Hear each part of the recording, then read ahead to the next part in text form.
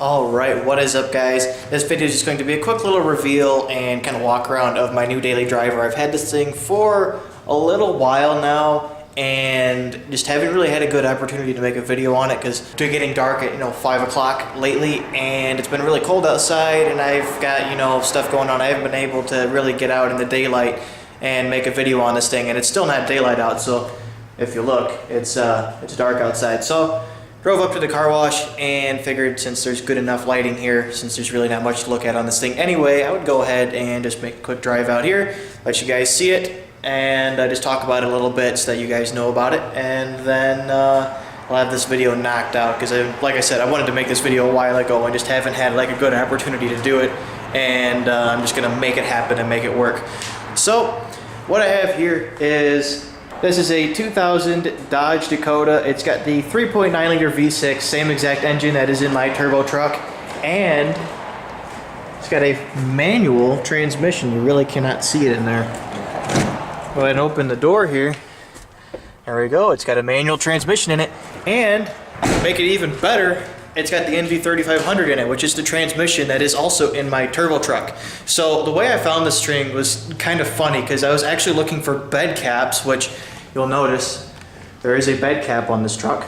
I was looking to buy a bed cap for my turbo truck because I missed having a bed cap on it, and I really liked that look because it kind of completed the whole old man beat up truck look and the whole sleeper deal. It really just made it complete. I just didn't like the cap that was on it because it was literally too tall to fit into my garage with the back end sitting at the appropriate height, and it was just a pain in the ass. So I took it off and gave it away. I was looking for a bed cap on Craigslist and came across an entire truck for sale for $800, which was this truck. And it has a bed cap, and it's got the same engine that my truck has and the same transmission that my truck now has. And I figured, you know what? I think I'll just go ahead and buy the whole truck for $800 instead of spending a couple hundred on a bed cap, and then take the bed cap off of this truck, put it on the turbo truck, and have a good daily driver as well as a potential parts truck in the future if it doesn't work out and the thing ends up breaking and something lets go on it, something major. Every other daily driver that I bought for less than $1,000 has had something that's needed to be fixed pretty much immediately. This truck, I've had to do nothing to it. Like, I mean nothing. The oil had been changed a couple weeks before I bought it. It doesn't leak anything. It starts fine. It's got a good battery. It's got good enough tires on it. And everything works. The radio even works. It's not mounted properly, but it does work. So let's just go ahead and give you guys a little walk around here of this truck. It's a 2000, it's the newer body style. I've actually never owned this newer body style Dakota. For what it is, I'm not as big of a fan of this generation as I am the earlier ones, like my 92 and stuff. But I can still appreciate it. It's still got a Magnum engine in it, and of course the manual transmission. The single cab short bed version, so this is the small wheelbase version of the truck, just like my turbo truck is. The bed cap is in rough shape, but it's like perfect for the turbo Dakota because, I mean, it'll match. It'll look like it's always been on the truck pretty much because it's so rough, but it's like still a good usable cap. And then inside here, it's got bed liner on both tailgate and the bed itself. There's a bull bar in there that I bought from a friend of mine that I'm going to put on this. There's a spare in there. It's full of like grass clippings and stuff, so I'm guessing somebody had a lawnmower or something in the back of this. It was used as a work truck by the guy's son, and then his son got something else and then gave his dad the truck back, and then his dad didn't want it.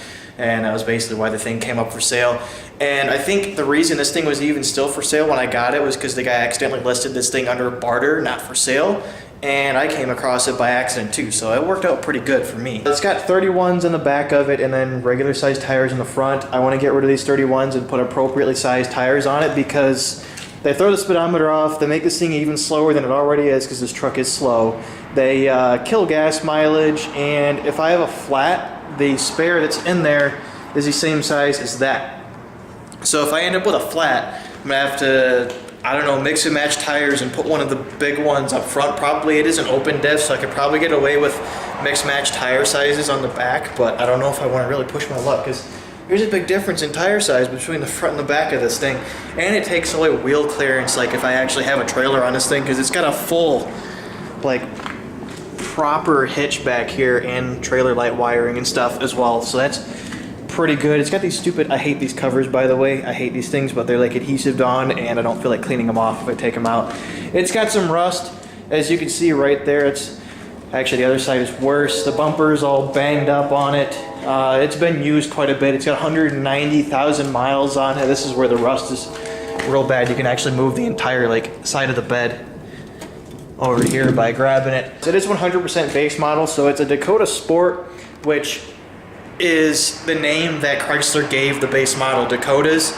Not every Sport is like a flat base model with no options, but the Sport was the Dakota that you could option basically however you wanted, and there was no actual base model for this generation. It was, you had the Sport, you had the SLT, and I think those were the only two you had. Was you had the Sport and the SLT, and those were the only two options, I think, and the RT. But yeah, that's a little look around the outside of it. Like I said, it's very bare bones. There's no fog lights. The mirrors have to be adjusted from the outside. There's no steering column adjustment. It's got the manual transmission, which is a base model thing. I don't even know if there's anything else. It's got crank windows, manual locks. The guy gave me like 6 keys for this thing when I bought it, so that's pretty cool. I definitely never run out of keys. I'm like shaking because it's really cold out here. It's like 25 degrees. You can probably see my breath. Driver's seat's pretty rough and it's a little bit dirty in here, but overall it's not bad. It's not banged up. It's not super filthy. I have not cleaned it since I bought it, so I want to go in here and clean everything up and maybe get a new driver's seat for it at one point if this truck holds up for a while, which I think it will. Here's the radio. It works, doesn't have Bluetooth, but it does have an aux cord, and it sounds great. They even have like the dimmer hooked up on it and everything. The actual antenna still works on it too. I'm gonna go ahead and show you guys the little setup that they've got for the glove box, because the handles on these trucks are known for breaking on the glove boxes.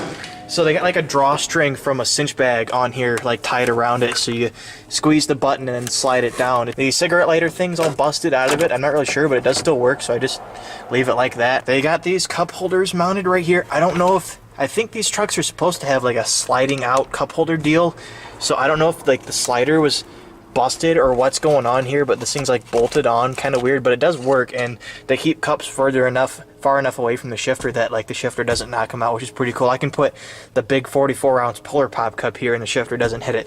At least in this one. I can't do it with this cup holder, but this cup holder I can put the big guy in and it doesn't hit it, so that's a big plus. Yeah, that's it. It's got, like I said, it's rough. The paint's rough. It's got rust. It's like this mirror is all like beat up and stuff from somebody hitting it. I don't even really know. The only thing I've had to do to this truck was put new wipers on it. I've literally left everything, haven't done anything to it at all aside from throw some trash out of it that was in it. Everything else is exactly how I got it. So I don't really have any plans for this truck. I'm just gonna drive it and use it as a good daily. Like I said, it doesn't really need anything. It could use a tune-up. I want to put all 4 new tires on it because these tires are gonna work, but I definitely want to get rid of the 31s on the back because they're old and dry rotted. All 4 tires are kind of rotted and dried out, and get some proper sized tires put back on it so my gas mileage goes up and the thing's not quite as slow. This truck weighs over 4,000 pounds with me in it, which is just insane. I didn't realize these trucks were that heavy, and this is the small version of the truck and it's that heavy. It runs and drives great, doesn't need any work. It could use like a tune-up, and it could use a new thermostat because it takes a little while for it to warm up. It does get warm, but it takes a while.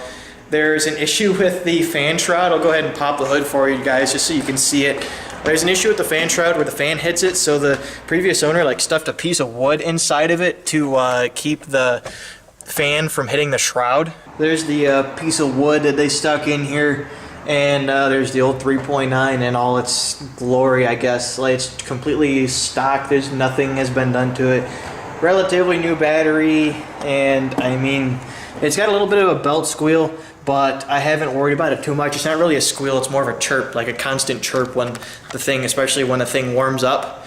But I really just haven't worried about it because the thing runs and drives so good. I just don't want to mess with it if I don't need to yet. Some things I want to do to it, I do want to do just a quick tune-up, so air filter, spark plugs, oil change, maybe a fuel filter, just little things just to kind of tune the thing up, and then put some brand new tires on all 4 corners of it. One good thing about this is all of the brake lines have been replaced, not just a couple of them, like the entire thing has been done. So I don't have to worry about brake lines rusting out. I'm not completely thrilled with how they installed the brake lines.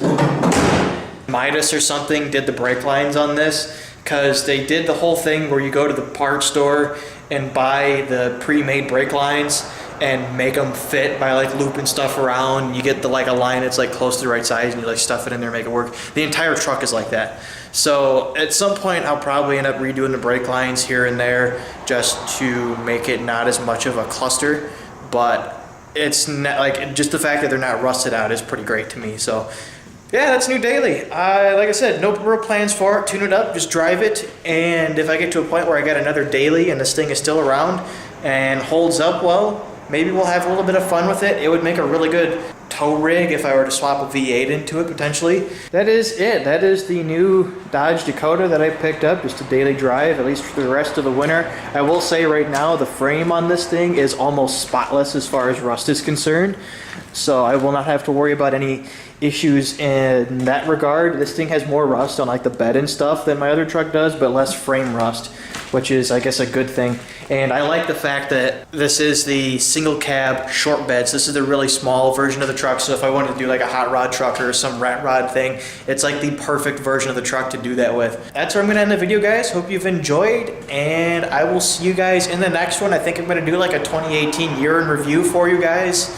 And then we're going to start 2019 off with the turbo truck videos and the 5-speed swap stuff. So that's where I'm going to end the video for you guys. Thank you very much for watching. Hit that like button and subscribe, and I will see you guys later.